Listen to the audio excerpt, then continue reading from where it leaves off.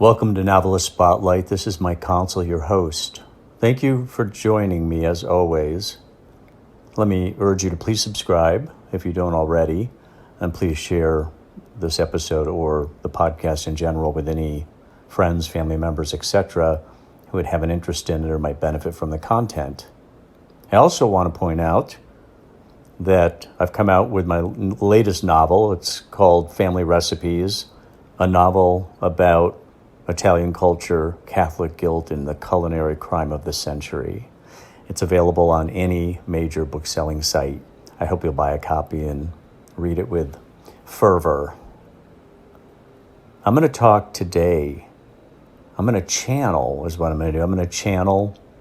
Nancy Stohlman, because I have a copy of her newsletter, which I liked very much.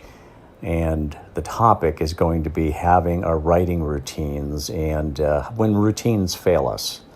When a routine becomes outmoded, it stops producing for us, and the need to update it.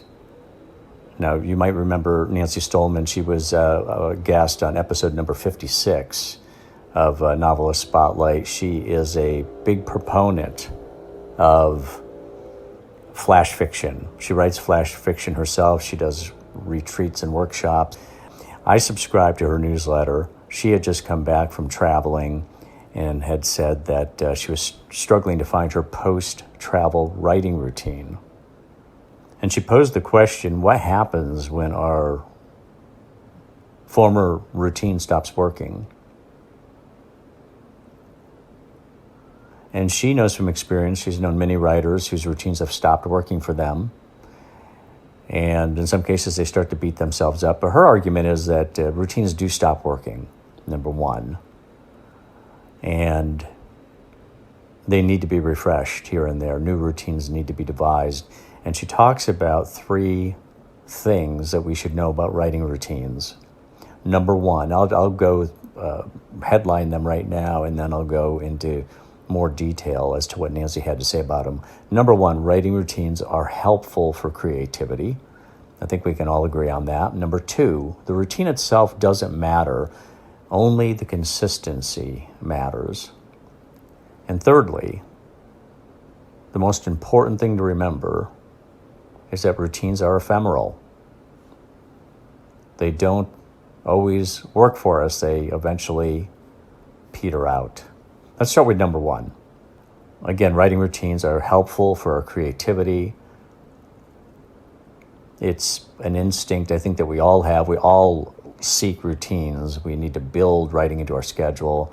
Our creative selves like some measure of predictability. It likes knowing that we're going to be in the chair every day at 9 a.m. or 4 p.m. And it likes knowing that we're going to be back at it in, say, 23 hours to continue that, what Nancy refers to as the conversation. I like that. Not just to continue writing, but to continue the conversation. If we think about our writing as a conversation, I think that's one of the ways that we can kind of loosen ourselves up and also write in a way that's maybe more personal to the readers. And with that consistency, we create, of course, a sense of continuity. When we're not away from our work for more than, say, 23 hours, our subconscious mind will help out in the off time by continuing to puzzle together our ideas. So the more consistent we are, the more we'll find ourselves overflowing when we sit down to write each day. Hopefully overflowing, or at least fruitful. Now, point number 2 that Nancy made is the routine itself doesn't matter. It's really the consistency that matters. And she's saying that you can sit down in the morning, the afternoon, the evening. We could write at home. We can write at the office, on the couch, in bed. We could even do what Maya Angelou does and rent a hotel room for a month and spend a month holed away in a hotel room writing. We could do sit-ups and push-ups while we write, just like Kurt Vonnegut used to do. The late, great Kurt Vonnegut and the late, great Maya Angelou. And Nancy says that she personally has written entire books from 8 to 10 p.m. when everyone's in bed. I'm assuming she means over repeated sessions from 8 to 10 p.m.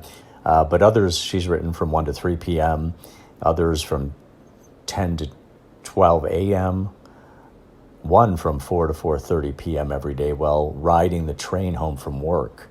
That was her book, Going Short, is the one that she wrote on the train, riding home from work from 4 to 4:30 each day. And she points out that every one of those routines worked because once the rhythm was established, the consistency takes care of itself.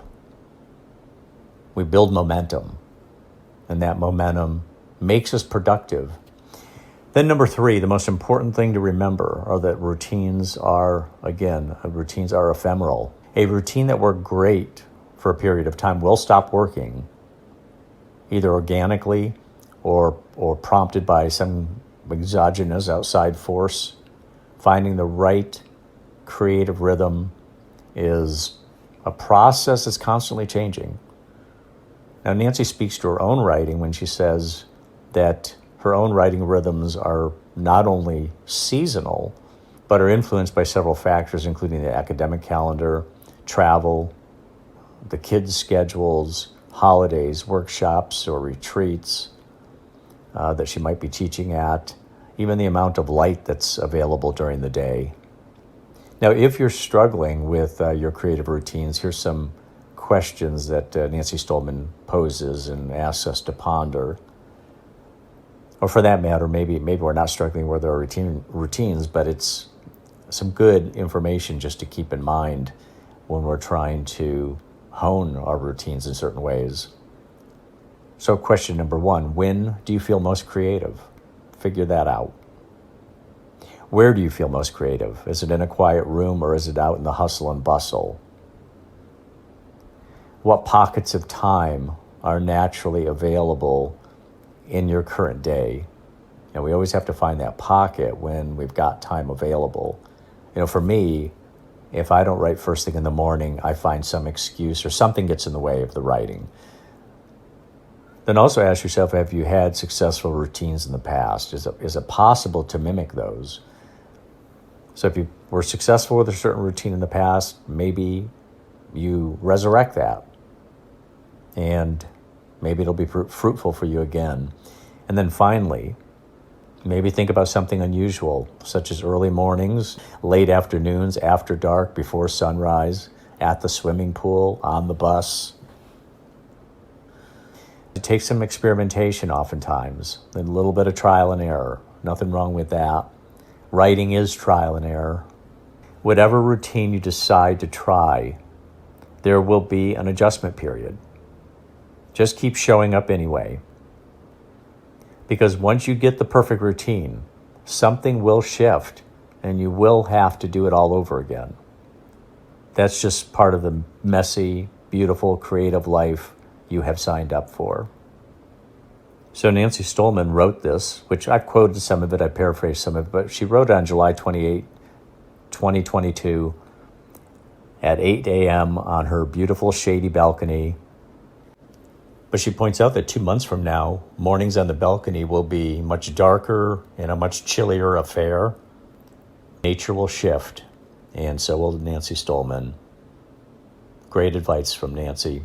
Again, you can look Nancy up. Actually, in the episode notes, I've got the URL to her website, and you can learn about Nancy there. And thanks to Nancy Stohlman for this good advice. And thanks to all of you for listening. For Novelist Spotlight, this is Mike Council.